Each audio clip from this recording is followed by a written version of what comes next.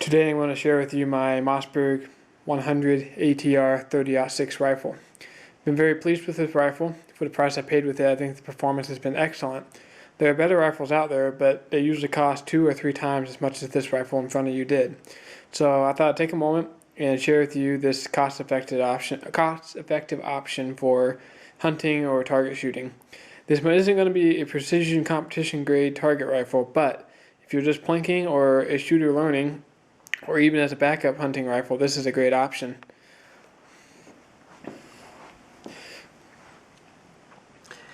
Here's a sample of the groups that can be achieved out of this rifle at 100 yards with just standard cheap ammunition.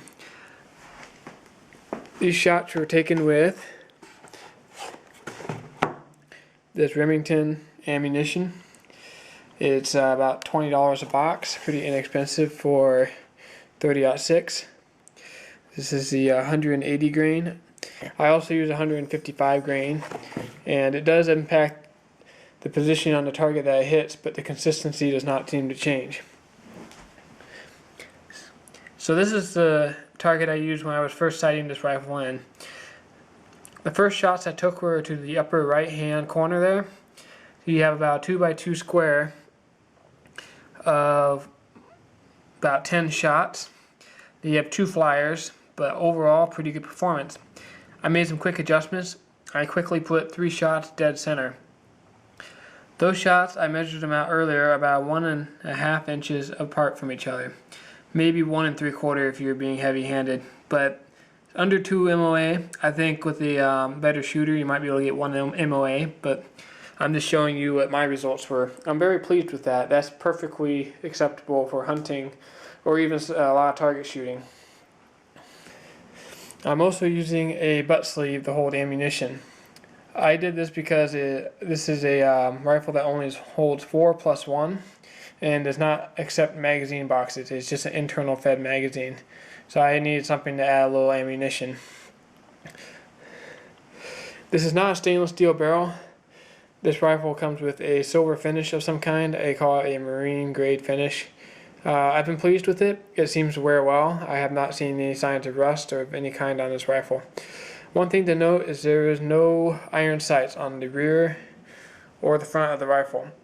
That would be nice to have in case you ever want to go shooting without a scope, or if your scope breaks while hunting, you'd still have an option to make close range shots. This bipod is a story in itself. This is where you get into one of the cons of the rifle. This rifle comes with a molded front stock mount, or sling mount I should say. It's not a swivel sling. The downside of that is most bipods go onto a swivel swing. I attempted to mount this. I ended up having to cut that front sling mount off and made a modification to the gun, which you can see I epoxied in a Picatinny rail. Now I bought this gun used, so I don't mind cutting it up and making it work, but for someone who's buying this gun new, that's something to consider. I contemplated buying a new stock for this rifle to get the swivel sling mount. However, they do not make aftermarket stocks for this rifle, or if they do make them, there's nothing that is really an improvement over what you currently see. So that's one downside. Since this rifle isn't as popular as others, such as the Remington 700, you don't have as many options.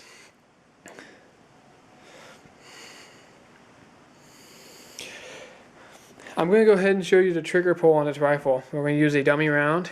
Never use live ammunition if you're inside a house, obviously.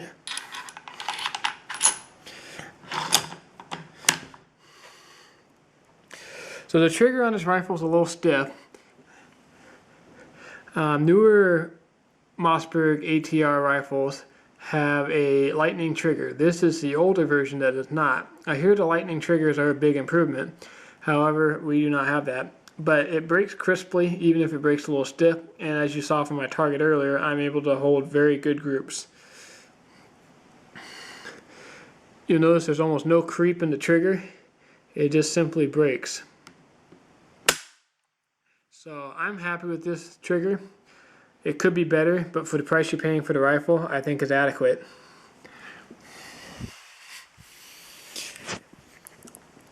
At this point, I have several hundred rounds to the rifle. It is very reliable, and it's hard to mess up a bolt gun. It ejects the shells well, and I've never had a hang up using the magazine inside, internal magazine, or hand feeding the gun. So that's been a big plus. It's a very reliable gun for the $300, $350 you might pay for it. As with most bolt guns, field stripping is very simple. You pull the bolt back, and you have a lever that you push down on to release the bolt from the action. I've never had to pull the bolt apart. I never anticipate having to. On a bolt gun, unless something breaks, you shouldn't have to take it apart. Put it back in, pretty much the same process in reverse. Forgive me for being wobbly, it's kind of hard to do free-handed. So very simple to operate. You can't go wrong with the bolt gun. I went ahead and took the bipod off so you could see what I did to the stock more clearly.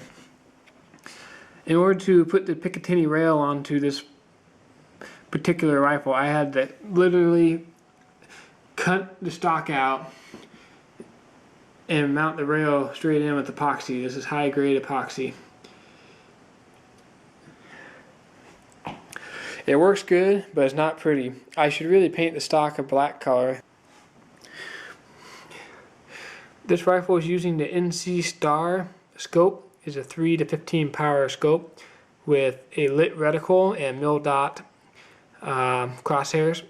I've had pretty good success with them. I don't really find the lit reticle to be very helpful in normal situations. However, at night, or not night, in low light situations, it may be helpful to some people. However, the scope does not let in as much light as other scopes might. So the lit reticle is of limited use in this application. So in short, this is a relatively inexpensive, no frills rifle that's going to be very accurate because of its inherent bolt action design. It has a hollow stock which keeps it light. However, that also makes it feel a little bit more flimsy in the hand, but in my experience, this stock is very durable and will serve you well over the years. It has a free float barrel, 22-inch barrel, and is relatively resistant to the weathering elements due to its finish. Thanks for watching my video. I hope it was helpful in your decision-making process. I believe this gun is a great value for what you're getting. It's not as high a quality as some of your Remington 700s, however, it's about half the cost. So, in my opinion, this is a great gun, especially if you're not sure if you're going to do a lot of hunting or target shooting.